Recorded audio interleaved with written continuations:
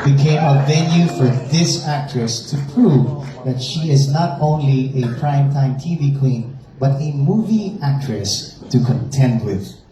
Congratulations to our Film Actress of the Year, Marian Rivera.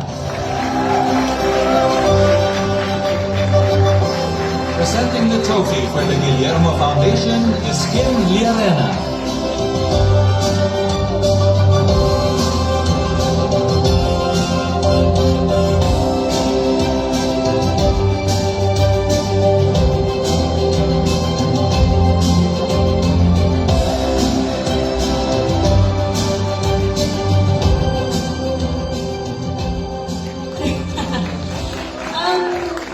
Nung pumasok ako sa industriya, telebisyon ang aking mundo. Dito ako natutong umarte, nabigyan ng break, napanood ng aking mga nagmamahal sa akin. Pero hindi ko akalain na dahil sa aking trabaho, magbubukas na maraming pinto, lalo ng paggawa ng pelikula. Isang pelikula na hindi ko inakala na dadating sa akin dahil hindi ko akalain na makakagawa ko ng isang pelikulang makabuluhan, tinanggap ng mga tao at niyakap talaga nila. Nung ginagawa ko sa Teacher Emmy, sabi ko, parang isang malaking workshop to para sa akin. Na parang ang hirap.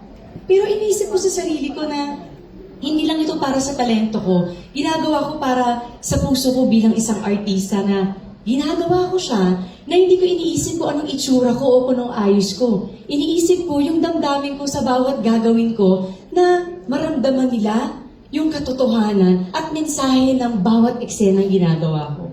Kaya naman gusto ko magpasalamat sa lahat na naging bahagi ng Balota. Direk Kim, maraming salamat sa iyong pagtitiwala sa akin. Sa aking mga co-stars, salamat sa inyo, ang husay ninyo, sa aking producers, GMA, at syempre sa aking pamilya. At higit lalo sa mga teachers, sa mga estudyante at mga manonood. Salamat sa inyong pakikiisa sa pelikulang Balota.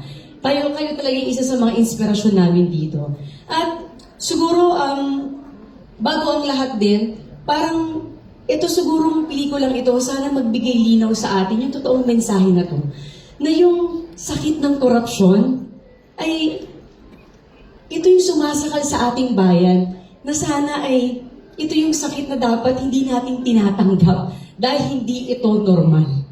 So, sana napailiwanag namin at naparating namin na kahit papaano may mga isip na nabuksan, mga pusong naanting. Dahil kung yun ang dahilan sa paggawa ko ng pelikulang ito, lahat ng pagod at sakripisyo para sa akin sulit na sulit. Salamat Lord sa pagkakataon para gampanan ko si Teacher Emmy. Muli po marami pong salamat sa inyo at mabuhay ang pelikulang Pilipino.